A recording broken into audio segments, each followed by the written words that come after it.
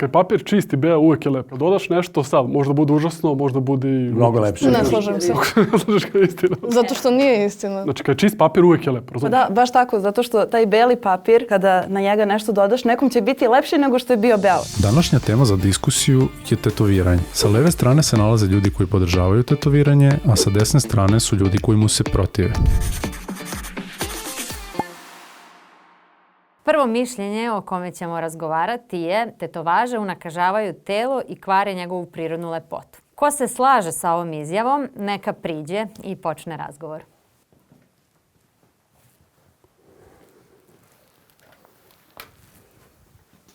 Ja mislim da kako smo rođeni, tako smo trebali da ostanemo i da sve što je trebalo da bude napravljeno na nama, da je to napravljeno. Znači sve ovo što se drugo radi, da je to uzurpacija onoga što nam je dato, a to je dato nam je najlepše što je moglo da bude. Moje mišljenje, što sam ja upoznao dosta ljudi, da imaju tako potpuno nepovezane tetovaže i onda to i kad izblede malo i išarano je kao žvrljotine neki po meni, stvarno ružno. Čisto telo nekako me izjela najlepše, nemam njenu tetovažu. Što se tiče kože same, ona je u stvari najveći organ i po meni treba je negovati i negovana koža je zapravo nešto što je afirmativno i privlači. Ja ne bih na sebi imala tetovažu iz prostog razloga što recimo ako je na ruci, ležeći na krevetu u bunilu ustajanja, ja bih se verovatno malo štrecnula od tog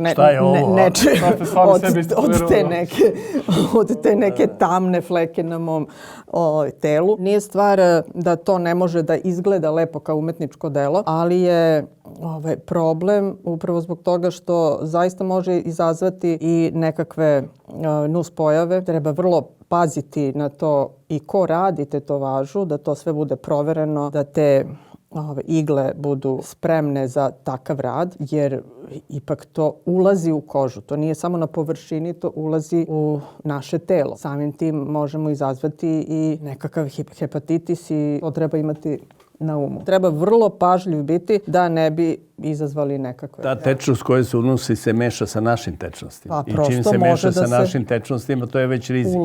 Ulazi u telo, u tkivo. Najgori slučaj je da izaziva hepatitis B, koji zapravo nikako nije dobro imati. Ja bih samo da kažem, ja sam se tetovirao kad sam imao 12 godina. Sam sam se tetovirao sam svoje ime i ime svog druga. Ta tetovaža koju sam ja radio, to je u stvari bilo mučenje. A tetovirao sam se da izgledam da sam ja kao neki u to vreme frajer. Tada su se tetovirali samo ljudi koji su dolazili iz zatvora. I mi smo imali jednog čoveka koji je došao iz zatvora i onda smo išli kod njega da nam on pokaže na leđima je imao džunglu sa Tarzanom i majmunčetom. I mi kad smo to videli, mi smo mislili sad je on naj u našem kraju, a on je u stvari došao iz zatvora i čim je došao iz zatvora već se vidi da nešto nije s tim čovjekom bilo u redu. A imali smo jednog drugoga koji je imao na kapcima rešetke, a ovdje je imao istetovirano, znači na nešto najosjetljivije što može da bude, ovdje je imao istetovirano, ovdje meseci. Da budem kao oni u nekom fazonu, ja istetoviram moje ime i ime jednog druga, a onda i njemu to isto istetoviram. Ali bar sam, kaže, imao 12 godina i mislim da neko sa 12 godina ne bi trebalo da bude osuđen, ali sam zato celog života to sakrivao i pre neko večer sam imao druženje sa kolegama, ja sam u penziji već dugo godina, sa kolegama s posla, bile su i koleginice, bilo mi je toplo, iskinuo sam sako i one kad su videle da sam ja istetoviran, one su se žene zgranule, jer sam ja na poslu svih tih 40 godina bio primer savesnog radnika i šta ja znam. I sad odjednom ja takav imam tetovažu. Sad, oni koji se ne slažu sa izjavom da tetovaže unakažavaju telo i narušavaju njegovu prirodnu lepotu, mogu da priđu i da nam obrazlože svoje uvide. Ja se zapravo delimično slažem sa nekim stvarima, u smislu toga da treba paziti kod koga se radi i šta se radi. I ti rizici stvarno postoje i s te strane tu nemam šta da dodam. Što se tiče toga da kao naše telo je takvo kakvo jeste, rodili smo se kakvi smo se rodili smo se goli, nosimo odeću. Rodili smo se sa dobrim vidom, nosimo naočare. Vi bi trebalo da imate bradu, nosite brkove. Znači, ipak i vi na određeni način menjate svoju pojavu. I sad, okej, neki ljudi to rade frizurom, neki ljudi to rade odećom, neki ljudi to rade tetovažama. Ti si pokrio sve opcije. Ja sam sve pokrio.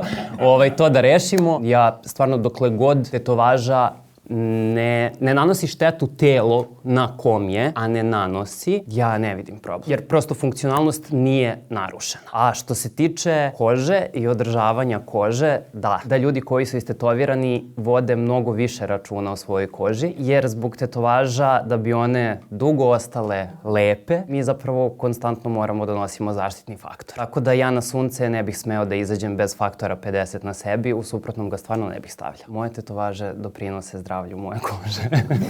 Bar na taj način. Ja se potpuno slažem sa Stefanom. Što se tiče tih nekih rizika po zdravlje, jeste jako važno i istražiti ko radi tetovaže i da li je sve sterilno. Ja lično smatram da tetovaže doprinose nekoj lepoti tela i, na primjer, mislim, njena tetovaža je toliko lepa. Nekako, mislim, mi koji imamo tetovaže tretiramo svoje telo kao svoje lično platno. Na primjer, moja mama je baš protiv toga i baš mi jednom rekla zašto ne možeš to na platnu, a ne na sam ja teo da kažem, što ti mama nije kupila platnu? Do duše izražavam se i na platnu, ali jako volim i da ukrašam svoje telo i to je meni neki način izražavanja, kao što i verujem da je mnogim drugima. I prosto za nas lično je to nešto što čini nas i naš identitet i mislim da je to jako lepo. Estetika je veoma subjektivna stvar i stoga mislim da nije toliko zahvalno govoriti o tome šta je nekoga unakazilo, šta je ulepšalo, jer kao što smo već konstatovali, ljudi na različite načine već hiljadama godina unazad pokušavaju da iskažu svoje viđenje lepote, da li kroz nakit, ne znam, frizuru, odeću, pa i tetovaže. Treba razmisliti o tome da tetovaže nekad nešto što je bolno učine nečim lepim, jer često vidimo da ljudi koji, ne znam, imaju neku nesigurnost na koži kao što je ožiljak ili strija ili nešto, to pokriju tetovažom i onda se osjećaju bolje u svom telu. A mislim da je divno kada nekom se razvije samopouzdanje i samo se osjeća slobodnije i sigurnije u sopstvenom telu. Ja sam teo još nešto da dodam. Početkom 70-ih godina ja sam išao da bildujem kao i svi mladi, da budemo onako, i dva momka su se spremala za misterijade. To je bilo na nivou Jugoslavije. Ko će da bude mister Jugoslavije u smislu muskulature. Jedan od njih dvoje koji je mnogo dobro izgledao je otpao. Mi nismo znali zašto, jer oni su treneri u trenerkama. Otpao je neki Šuca jer je imao orla ovdje stetoviranog.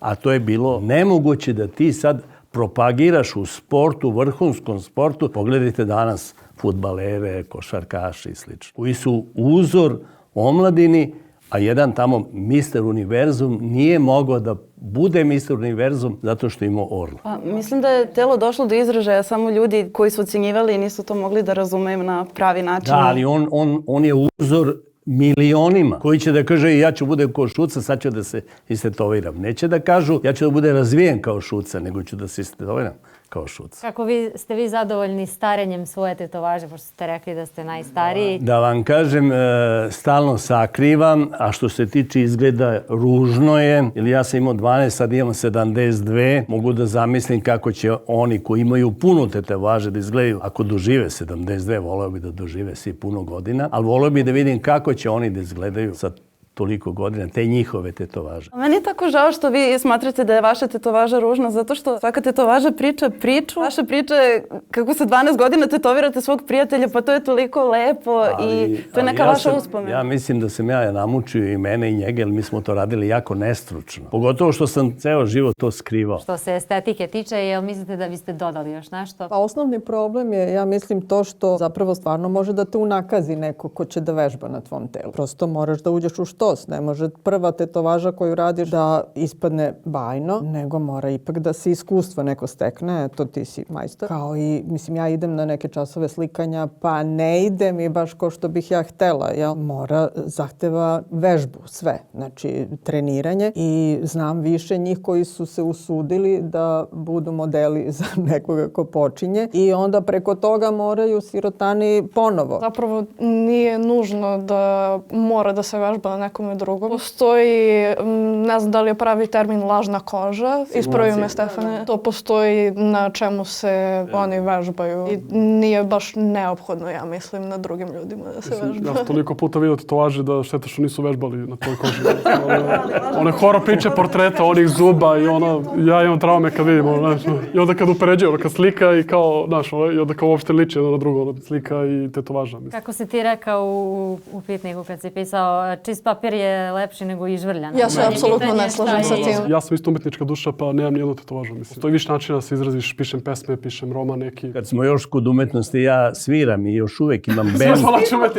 Svake nedelje sviram rock and roll, sviramo, mislim, classic rock, tako mi se zove band. Znači, mogu da budem umetnik i na taj način ne moram da... Zato sam ja rekla i baš istakla, za nas lično je to izražavanje, a umetnosti postoji mnogo i izražavanja postoji mnogo. Nisam nikako rekla da se isključivo ljudi izražavaju kroz tetovaže. To nije bila moja poanta. Kad papir čisti, bea, uvek je lepo. Dodaš nešto, sad, možda bude užasno, možda bude i... Mnogo lepše. Ne slažem se.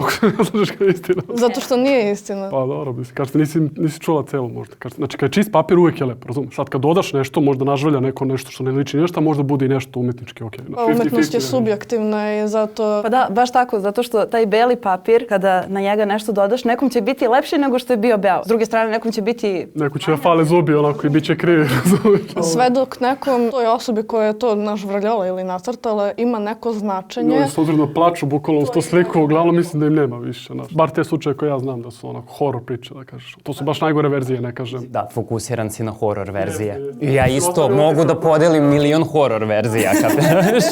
Ali ono što je na mene ostavilo utisak ovako, najviše što tiče. Ne, ali neki put tek protok vremena će ustanoviti šta je u stvari vrijedno, a šta ne. Mislim, na tom papiru. Ali da se nadovežem na ovo što je Ana rekla za lažnu kožu, jeste. Mislim, to je bukvalno komad silikona koji se koristi za vežbanje, ali to nije realno kako tetoviranje protiče. Ja nisam počeo na veštačkoj koži, ja sam počeo na sebi. Po principu ja ću možda nekoga stvarno unakaziti, jer kao tetoviranje je dosta tehnička stvar. Ja znam da crtam, ali ja ne znam da tetoviram. Prvo sam tetovirao sebe, jer kao ako treba nekog da unakazim, unakazit ću sebe, lako ću ja to posle nekad popraviti. I prvi put sam lažnu kožu uzeo ove godine da probam nešto što nisam teo da probam na živom čoveku i nebo i zemlja. Nakon 5 godina konstantnog rada na pravoj koži, zamislite, silikon nije prava koža i ne ponaša se isto, veće su šanse da bih unakazio nekoga da sam sa silikona prešao na pravu kožu, jer mora mnogo grublje da se radi, mnogo dublje da se ide da bi to ostalo, to bi bukvalno ostavilo ožiljke ljudi. Imamo mi neke stvari gde možemo da vežbamo, ali to je sve veoma diskutabilno dok stvarno ne dođe živ čovek i kaže radi. Hvala svim mojim prijateljima koji su bili ti ljudi za mene. Sljedeća tačka za razgovor je... Stani. Čak 89% gledalaca nije subscribe-ovano. Ako vam se dopada ovaj video koji gledate, kliknite na to subscribe dugme i pomozite nam da rastemo zajedno. Dobro, ajmo dalje. Tetoviranje je ozbiljan posao i deo kreativne industrije koji treba podržati. Ko se slaže s ovom tačkom može da priđe.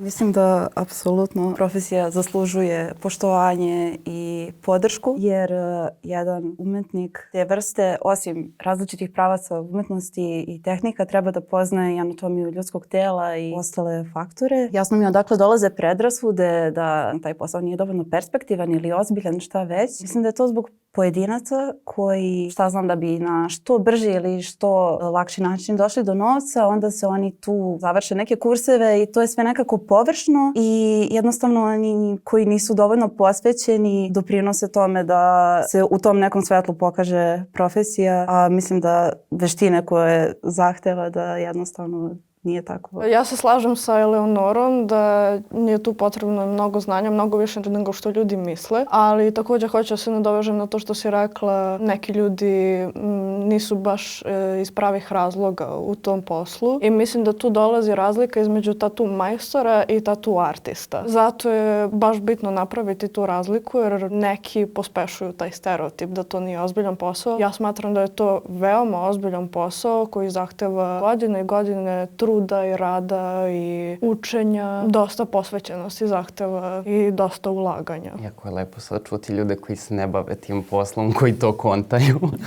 Zaista jesu godine i godine i mislim da se učenje zapravo u našem poslu nikada ni ne završava. Jer kao moj posao nije samo da istetoviram nekoga, to je i komunikacija sa osobom i što si ti rekla, razumevanje anatomije, kako će ta tetovaža izgledati na tom mestu tela, da li će doći do nekih izmena u smislu, ok, sad mrda se ruka, kako se mrda koža sa njom, kako će ta tetovaža stariti i da li će vremenom izgledati jednako dobro kao dan kada je urađena. Neće naravno, ali postoje određene stvari koje mi radimo ili ne radimo da bi to što duže izgledalo što bolje. To sve dolazi i vremenom i iskustvom. Pogotovo sada postoje ljudi koji misle da je tetoviranje lak posao, brze i velike pare. Kada skontaju koliko zapravo vremena je potrebno uložiti u to i da te pare treba da proteče vode i vode dok one ne dođu. Zapravo su veoma često obeshrabljeni i kao kako su brzo ušli u posao, toliko brzo i izlaze iz njega. Da, htjela sam da se nadovežem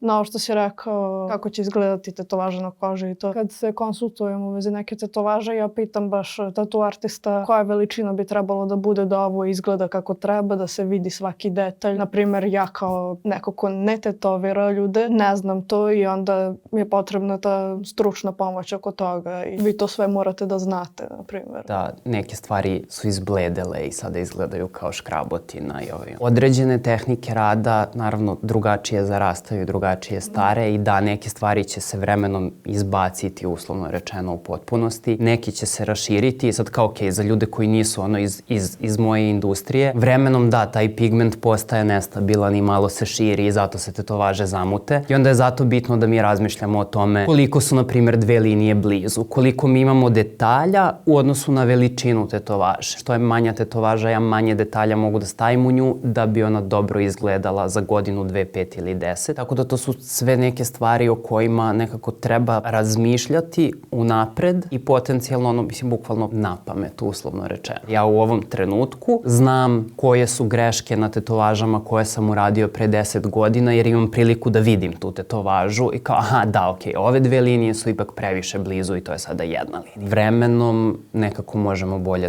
da procenimo te stvari i da to stvarno bude onako kako treba. Baš tu i dolazi do izražaja to te godine i godine. Znači, sa iskustvom stičete sve više znanja i zato smatram da je to jako ozbiljan posao. Ko se ne slaže sa ovom izjavom može sada da priđe.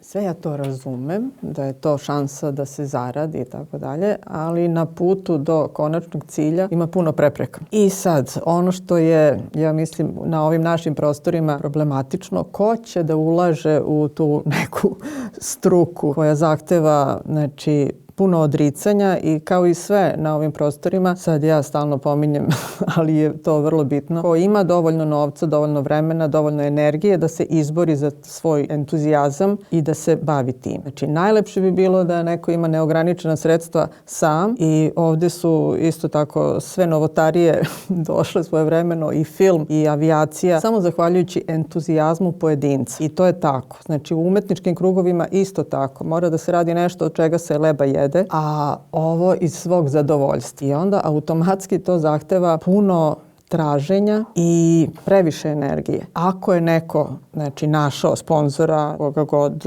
koji može da uloži, svaka čast. Ali sam Stefan zna kako je to išlo. Bez sponzora, ali je Stefan radio 2 posla da skupi pare. Mislim, to je za, skidam kapu, ali prosto mislim da je to u ovom trenutku zaista vrlo teško izvesti, znači, pronaći onoga ko će da podrži umetničke ambicije, da se zadrži na tim umetničkim ambicijama, jer zanat je jedno, a umetničke ambicije su nešto drugo i ta dva treba da se spoje. To je samo moje mišljenje o tome da zapravo mnogo je teško. Meni je ozbiljan posao, no disrespekt, ali poslije što je pada na pamet je tatu majstor, ne znam, jer potpuno je nestabilno. Da ti može, mislim, da 2 mjeseca ti ne dođe niko možda, ne znam kako ti ide kod tebe baš, pošto se baviš time. Meni je ozbiljan posao je programiranje, ne znam, nešto stvarno kažeš stabilno i što uroci novac i... Znam mnoge kojima je to stabilan posao i stalan. I imaju non stop šta, mušterije ulaze, ljudi non stop. Ne ulaze, nego moraju da zakažu svoj termin. Moraju da zakažu čak. A kod tebe, Stefane? Mislim, ja radim isključivo na zakazivanje, zato što prosto hoću da provedem smisleno vreme samo sa tom osobom, da ne ulaze drugi ljudi. Ali htela sam da te pitam šta znači ozbiljan posao. Znači, ne ovo primer programiranje i to, nego šta su aspekti nekog posla koji ga čine ozbiljnim. Nešto delo je baš stabilno, razumiješ sad. Uvijek možda se osloniš na to kao izvor prihoda, nešto konstantno imaš izvor prihoda, nije ovo kao svako prođe 2 nedelje, ti niko ne uđe, mora platiš račune, moraš. Sad ne znam kako, ako je ovo što ona kaže, onda okej. Jel se desilo? Vidi, mislim, ima stvarno perioda kada se ljudi ne tetoviraju. Iz ove perspektive ti otprilike možeš apsolutno da računaš na to da u januaru nećeš ni ući u studiju. Februar proleti ovako, ništa ni u februaru. Tokom leta se ljudi generalno manje tetoviraju, vruće je, idu na putovanja, mislim kao nije najsrećnija opcija. Ja volim da kažem da je tetoviranje sezonski posao, uslovno rečeno, jer kao mi imamo određene mesece tokom godine kada je stvarno udarno i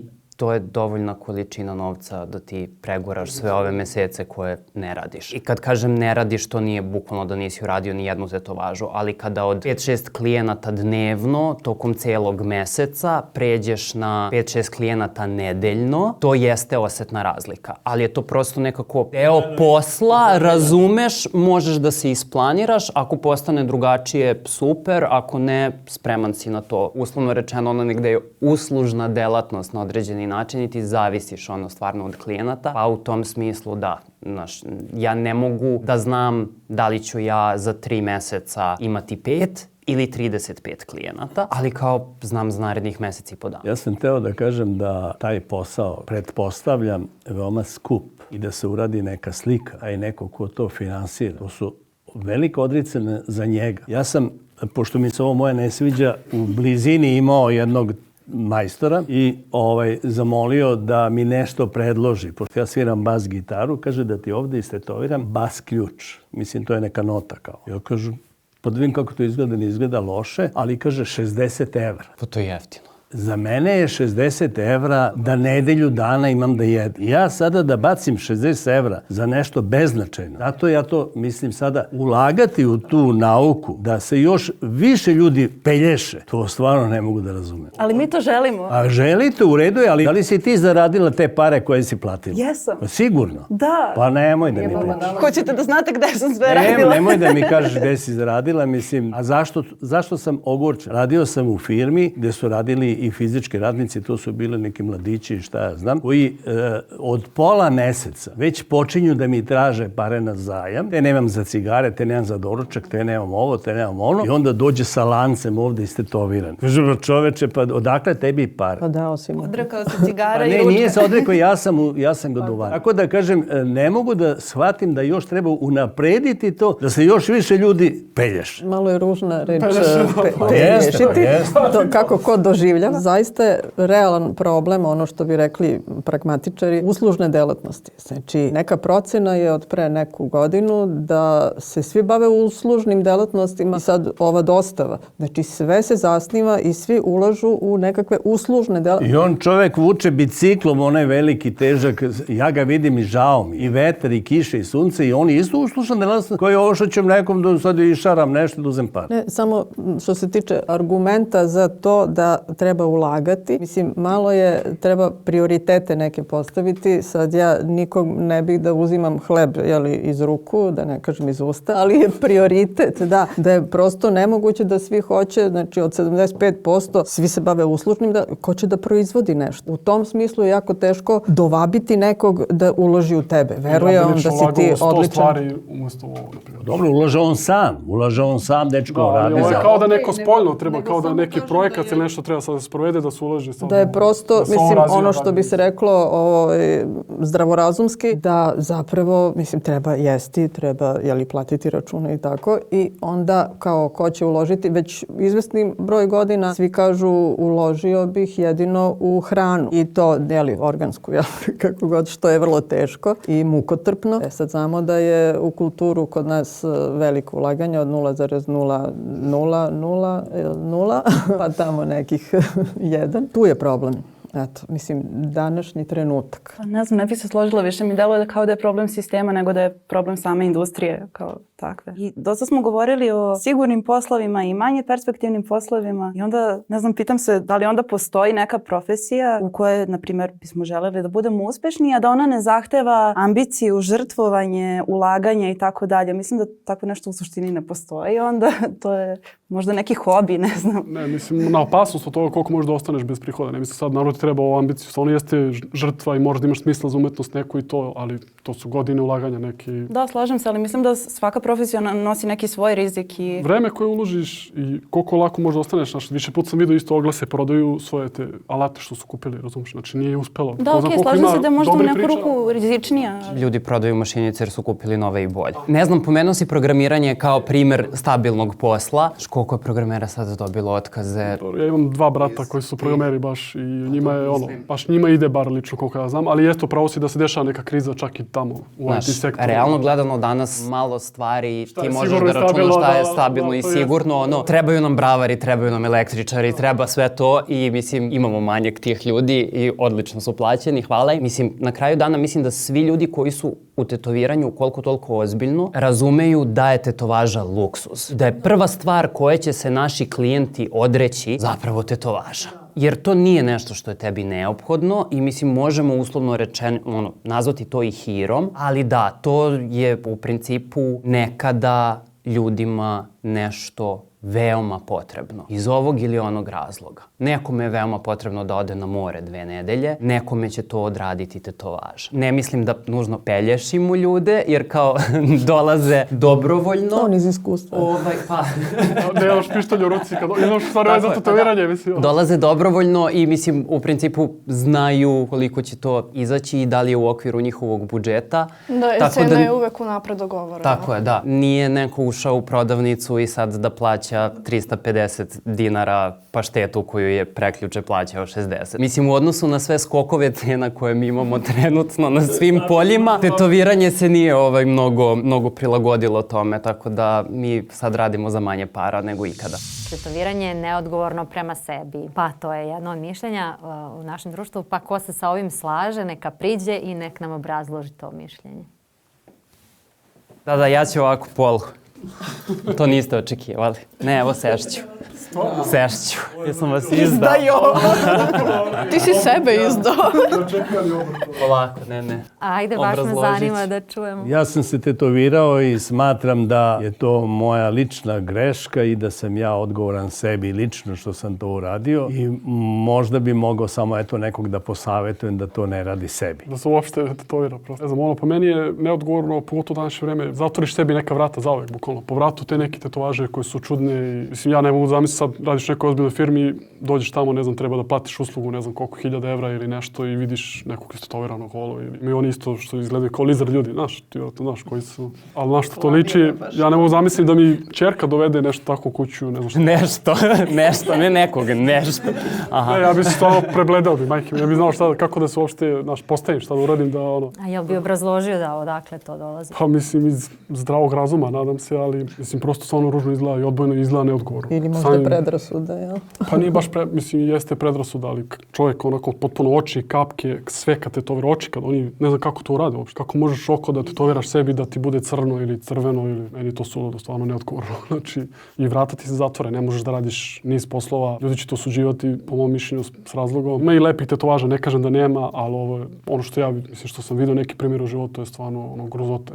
Zatvore se vrata zauvek, zato treba biti odgovorno razmisliti da li gde će s tim tetovažama. Čak i ona je birala mesta, na primjer, baš ima ovdje primjer, znači nije da se vidi, ne vidi se njena tetovaža, ima 7. Treba birati mesto i šta se tetovira i dobro razmisliti, inače je stvarno neodgovorno maksimalno. A to je nekad bilo zapravo zabranjeno, jel? Kad dolaziš na razgovor za posao u banci ili tome slično, prosto to nije bilo dozvoljeno. I si zaista škartiran automatski. Sad ja bih malo da unesem neku duhovitost, neodgovorno u tom smislu što recimo neko istetovira neka japanska slova, kineska, pošto imam kontakte sa ljudima koji se bave tim kulturama.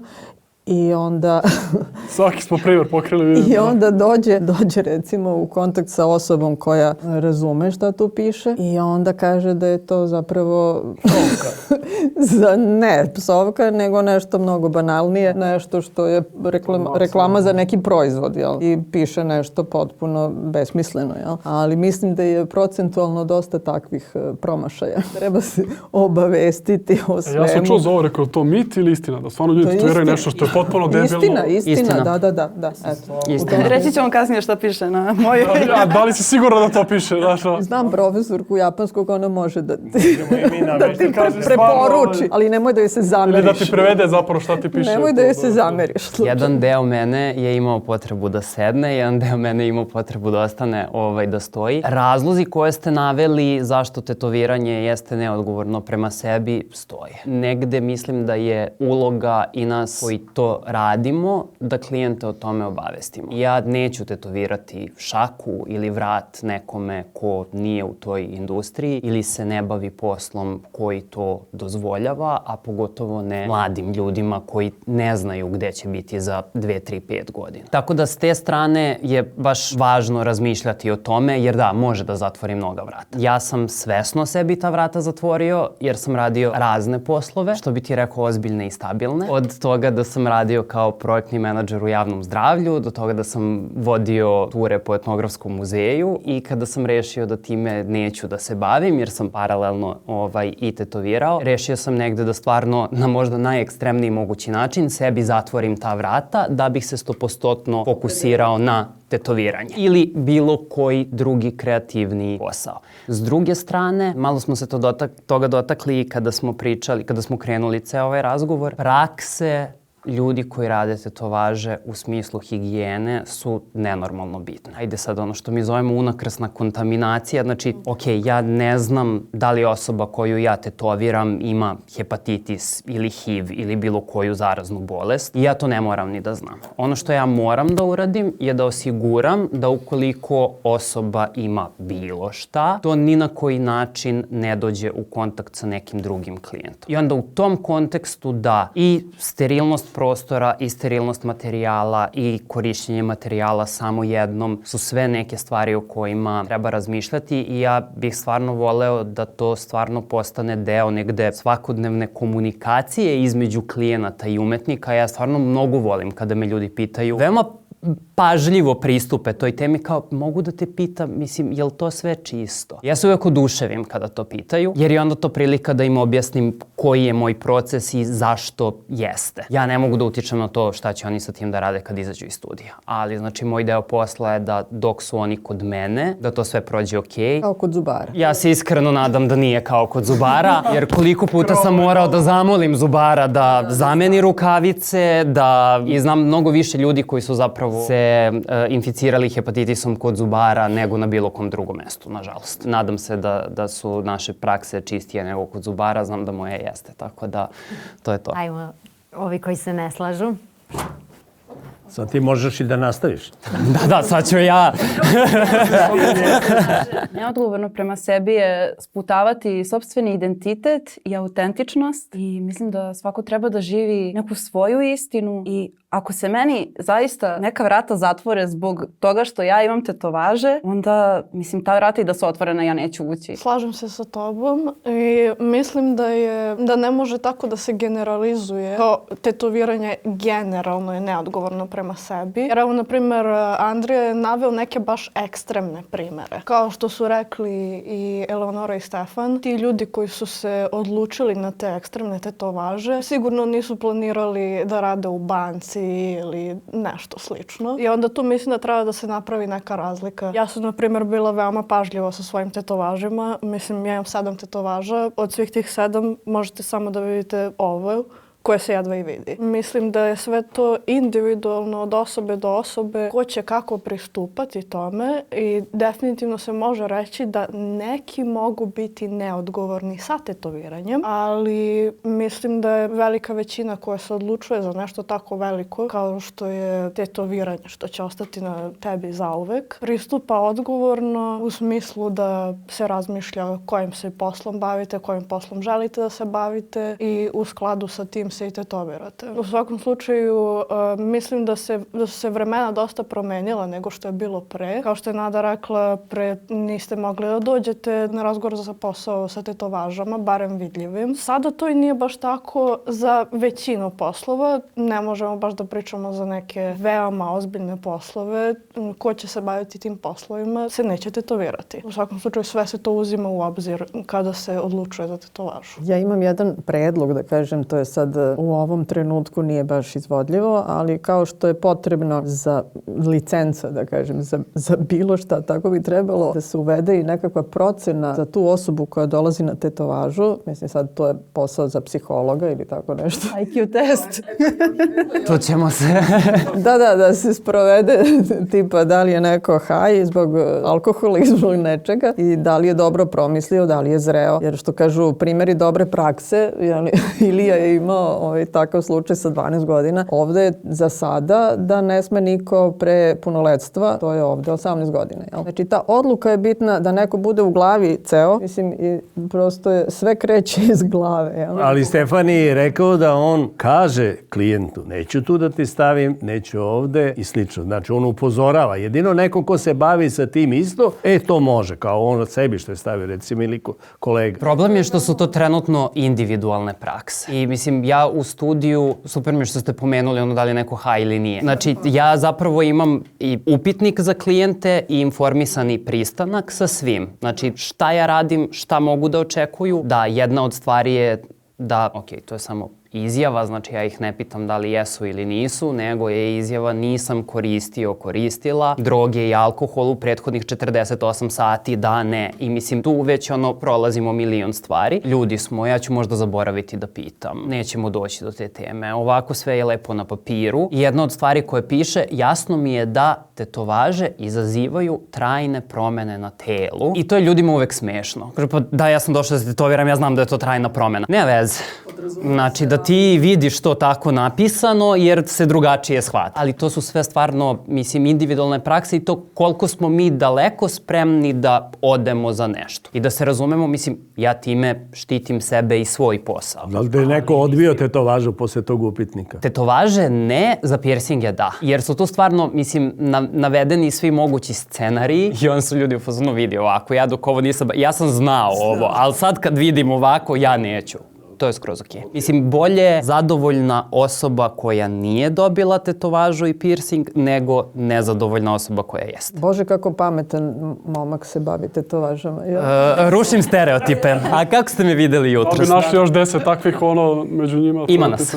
Ima nas. Moja mama je baš protiv tetovaža, kao baš protiv. Ali ja sam imala tu sreću da je moja sestra probila taj led sa tetovažama i onda je to bila velika drama kad je moja sestra uradila tetovažu i bilo je jako strašno. I onda sam sam jako htjela tetovažu, ali nisam htjela kao prvu tetovažu da uradim nešto veliko jer sam imala ideju, ali nisam htjela to baš da mi bude prva tetovaža. I onda sam gledala da bude nešto sitno i na nekom ne baš vidljivom mestu. Tako da sam ja ovdje kod kuka uradila trešnjice. Moja mama to nije ni videla neko vreme. I kad je konačno vidjela to, samo me je pitala kakva ti je to tetovaža? Ja sam rekla, tetovaža. I tako nije imala baš neku strašnu reakciju, s obzirom da je to već prošlo sa sestrom. Ali za jednu tetovažu specifično, na primjer ovdje na butini, imam ilustrovano ples sa đavolom. I to je naravno simbolično. Ja ne propagiram nikakav satanizam niti išta slično. Ali ona me uvek, svaki put kad me vidi, pita me kad ću da skinem tu tetovažu. I uvek me pita zašto je morao baš đavo. Eleonora, je li tvoje iskustvo sa mamom kao Anja? Pa slično je, da. Sjećam se kada sam uradila prvu tetovažu. To je bila ova. Inače, ovo je Ljubica. To je moja pas. Ovo sam ja. I majka kada je to videla, briznula je u plač i baš je bila nesrećna i nije bila nikako zadovoljna. I sjećam se da je postavljala neka pitanja kao što su gde sam ja pogrešila kao majka i tako to. Da bi posle nekog vremena samo je rekla kao, kad ćeš meni da zakažeš termin, znaš, hoću ja da se tetoviram, nećeš samo ti imati tetovaže. I mislim, još uvek nije odlučila šta će, prošlo je dosta godina, ona voli da sve bude savršeno, pa smišljamo i dalje neki dizajn za nju takođe. Mogu i ja samo da kažem za moju majku isto, kad je videla, ja i ona smo bili sami, pošto je ona bila razvedena, ja sam bio sa njom. I kad je ona videla, ona je bila razočarana. Ona je bila ubijena. Zašto? Zato što sam ja rastao s njom. Kakva je sad ona majka koja treba mene da vaspitava? Ja sam se tetovirao. Šta će biti sledeće? Da pušim, da idem u zatvor. Ja sam samo njoj rekao, ne, ja više neću. I ja sam ceo svoj život posvetio tome da budem najbolji. Sve što god sam radio sam da budem najbolji. Po cenu velikog truda, velikog odricanja, samo da pokažem da sam ja najbolji. Eto što uradi jedna tetovaža. Ajte vi vamo. Jedna tetovaža koja je shvatila, odnosno da sam ja shvatio da nisam trebao da uradim. Pa hvala vam što ste podelili ta iskustva. Sad možemo preći na sledeću tačku. Da li tetovaže ne čine ljude lošim? Ko se slaže da tetovaže ne čine ljude lošim, neka priđe.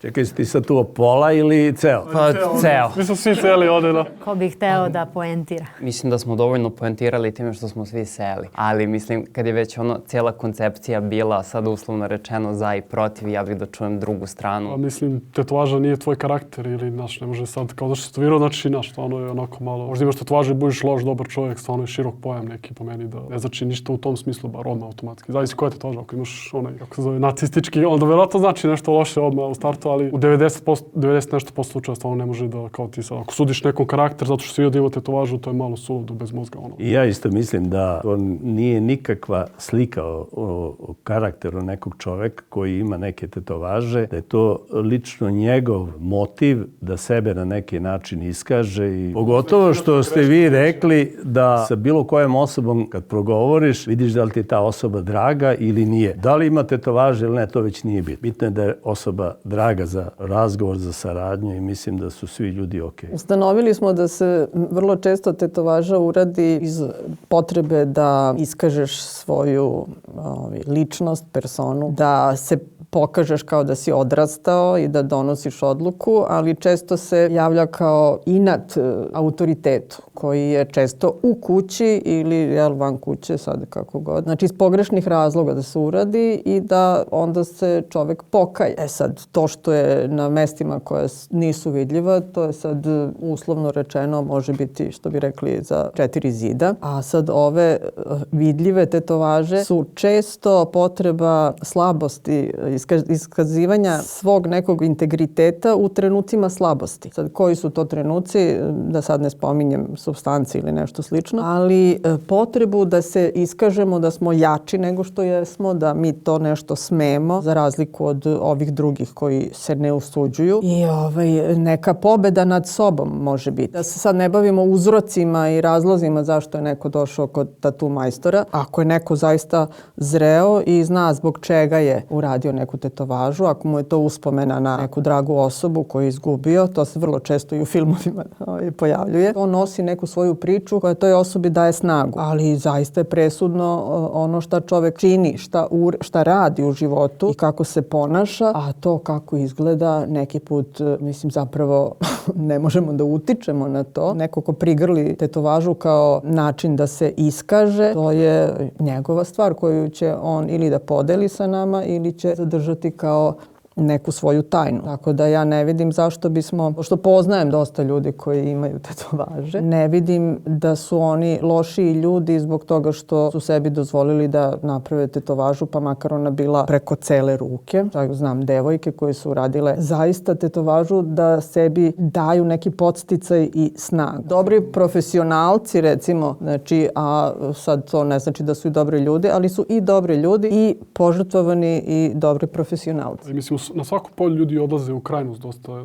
Znaš, kod tetovaže čini ljude loše. Ja to navijam da smo dobri ljudi zato što i ja... I imate da što se u tom ste skupo hteli, ne hteli. Kapirate da kaže ti si dobar. Vi sedite na pogrešnoj strani sve vreme. Šragore, ta tetovaža vam je ko zna koliko vas je postakla u životu zapravo. Jeste, pravo si. Problem je što ljudi odlaze u krajnost ono što se tiče tih predrasuda nekih i za razne stvari, ne samo za tetoviranje, tako da to je po meni. Da, u vašem slučaju je to dokaz drugima da mogu biti bolji, a neko je zapravo prigrlio tetovažu da dokaže sebi. Svako čovjek je bio inspirisan, da li ste pozitivno ili negativno, vi ste dobili ste inspiraciju od te tetovaže, dala vam je neku energiju. Ne mora sve uvijek da bude direktno, zar ne? Da, ali... Ja pretpostavljam da dosta predrasuda dolazi iz vremena kada su pojedine tetovaže imale neke kriminalne konotacije i tako dalje. Ali složili smo se već da fizički izgled, kao ni količina mastila ili boje koje neko ima u svojoj koži ne određuje karakter, već postupci. Ja se slažem sa svime rečenim, prosto fizički izgled ne određuje, ne bi trebalo nikad da određuje nečiji karakter. Ima dobrih i loših ljudi, sa i bez tetovaža, prosto to nije nikakav pokazatelj. Da neko nije uradio isključivo zbog toga što se boji, inače bi...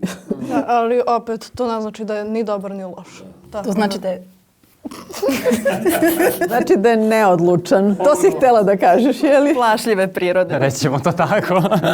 Tetovirao sam stvarno najrazličitije ljude i najrazličitije priče su ono iza tetovaža koje možda nama deluju kao ok, sad nekome je ruža, samo ruža i bilo je lepo, ali ne znam, došla mi je klijentkinja, kaže ja sam pre neki dan napunila 67 godina, pre 2 dana sam podnela papire za razvod, konačno izlazim iz tog pakla i sad mi samo tetovaža fali, već sam se ofarbala. U različitim trenucima života ljudi dolaze i stvarno, mislim, nemam pojma, ljudi koji su zaposleni u hitnoj pomoći i kao direktno spašavaju živote, do, mislim, ne znam sad, uslovno rečeno, stvarno, eto, ljudi koji rade u banci. Samo tetovaža se nalazi negde gde klijenti to neće videti. Ali mislim da stvarno to, da li neko ima tetovažu ili ne, ne mora nužno da nosi bilo kakav etički ili moralni sud sa sobom, osim kada su najekstremnije tetovaže u pitanju, odnosno kada tetovaža stvarno sama po sebi nosi neko negativno znači. Ko radi u banci, taj sam po sebi može da te upropasti i bez da se... Apsolutno, već u opisu posla.